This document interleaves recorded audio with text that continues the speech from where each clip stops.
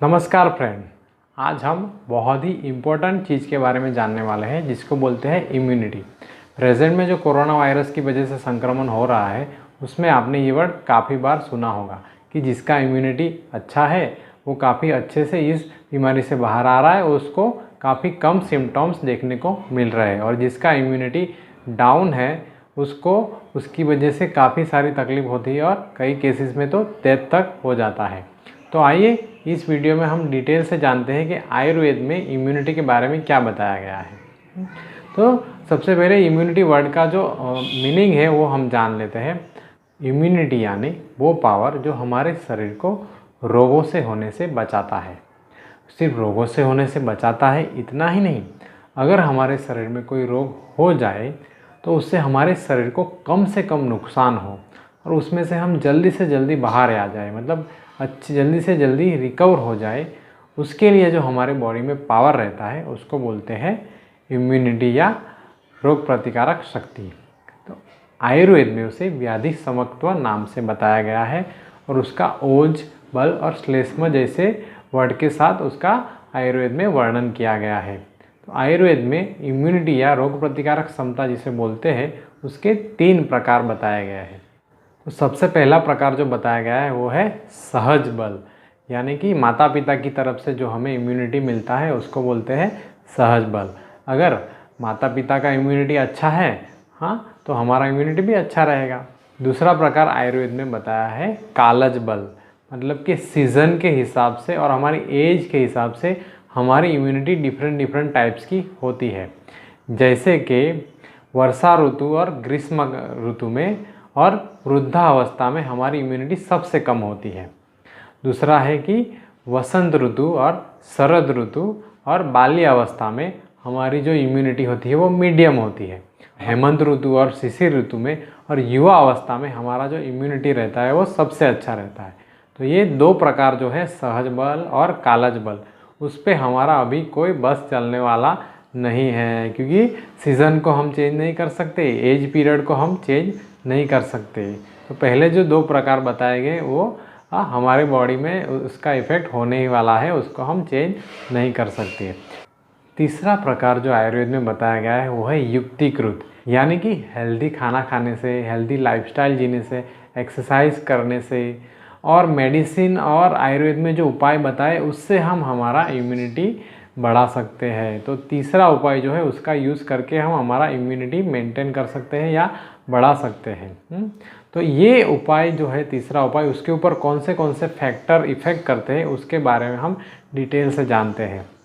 तो इन्फेंट से लेके, मतलब छोटे बच्चे से लेके बड़े एज तक, वृद्धावस्था तक जो इम्यूनिटी के ऊपर इफ़ेक्ट डालने वाले रीज़न है वो हम डिटेल में देखते हैं। सबसे पहला रीज़न जो है तो वो हमने देखा सहज बल जो था उसमें, कि मतलब जब हमारा बर्थ होता है तब जब शुक्राणु मतलब स्पर्म जो रहता है या ओवम यानी अंडकोश जो रहता है उसका स्ट्रेंथ वो कैसा है, उसकी क्वालिटी कैसी है, उसके ऊपर हमारा इम्यूनिटी डिपेंड करता है। दूसरा है कि जब लेडी प्रेग्नेंट होती है, जब बच्चा कोख में रहता है, तब माँ की जो लाइफस्टाइल है, आहार विहार है वो कैसा है, वो भी इम्यूनिटी के ऊपर काफ़ी इफ़ेक्ट डालते हैं। अगर वो हेल्दी लाइफस्टाइल और हेल्दी फूड हैबिट रखते हैं तो अवश्य बच्चे का इम्यूनिटी अच्छा रहेगा। पर अगर वो हेल्दी लाइफस्टाइल फॉलो नहीं करते और हेल्दी फूड हैबिट नहीं रखते तो बच्चे का इम्यूनिटी डाउन भी हो सकता है। तीसरा प्रकार है कि बच्चे का जब जन्म हो जाए तब बाद में उसको इम्यूनिटी बढ़ाने के लिए क्या प्रयोग किए जा रहे हैं। मतलब आयुर्वेद में बोला है कि मेध्य रसायन या च्यवनप्राश वैसे जो इम्यूनिटी बढ़ाने वाले औषध है, अगर वो उनको रेगुलर बेस पे देते हैं तो इनका इम्यूनिटी अच्छा रहता है। और ये जो पीरियड रहता है बच्चों का, उसके दरमियान उसको कैसे फूड दिए जा रहे हैं, हेल्दी फूड दिए जा रहे हैं कि नहीं, तो उसके ऊपर उसका इम्यूनिटी डिपेंड करता है। चौथा प्रकार है कि स्वस्थ व्रत, यानी कि दिनचर्या और ऋतुचर्या जो आयुर्वेद में बताया गया है उसका अगर आप रेगुलर पालन करते हैं तो आपका इम्यूनिटी ज़रूर अच्छा बना रहेगा। दिनचर्या के ऊपर मेरा वीडियो मैंने ऑलरेडी अपलोड किया है, उसका लिंक मैंने डिस्क्रिप्शन में डाला है। 5वां है सात्विक आहार, यानी कि हमारा शरीर के लिए जो अच्छा है वैसी आहार हमें लेना, ना कि हमारे मन को जो अच्छा लगे वो टॉक्सिन या कचरा हमारे शरीर में डालते रहना। छठा है कि हमारा जो बायोलॉजिकल क्लॉक है मतलब खाने का जो समय है, सोने का जो समय है, वो अच्छे से मेंटेन करना। हाँ, तो ये सब चीज़ें इम्यूनिटी के ऊपर काफ़ी प्रभाव डालती है। सातवां है कि जो आयुर्वेद में बोले हैं कि ऋतु के अनुसार पंचकर्म करवा के हमारे बॉडी का डिटॉक्सिफिकेशन करना। मतलब कि वर्षा ऋतु में जब वायु बढ़ता है तब बस्ती चिकित्सा करवाना, शरद ऋतु में जब पित्त बढ़ा हुआ होता है तो विरेचन करके पूरा पित्त बाहर निकालना, और वसंत ऋतु में जब कफ बढ़ा रहता है तो वमन की द्वारा पूरे टॉक्सिन या कफ को बाहर निकालना। तो ऐसे पंचकर्म करने से भी हमारा बॉडी का पूरा टॉक्सिन जो निकलता रहता है और हमारा इम्यूनिटी काफ़ी अच्छा रहता है। जैसे हम 6 महीने में, थोड़े 8 महीने में, 10 महीने में गाड़ी का सर्विस करवाते हैं, वैसे ये पंचकर्म यानी हमारे बॉडी का पूरा सर्विस या डिटॉक्सिफिकेशन। जैसे सर्विस कराने से गाड़ी की एवरेज अच्छी होती है, वैसे पंचकर्म कराने से हमारा बॉडी काफ़ी इम्यूनिटी स्ट्रांग हो जाता है। 8वां फैक्टर है आचार रसायन। आचार रसायन मतलब आपका बिहेवियर, कि सबके साथ आपका बिहेवियर कैसा है। हाँ, भय, क्रोध, लोभ, मोह जितना हो सके उतना कम करना, पैसे अच्छे तरीके से कमाना, और जो है शास्त्र में जो धर्म का उल्लेख किया है उस अनुसार हमें व्यवहार करना। तो आचार रसायन के अंदर ये सब डिटेल आती है।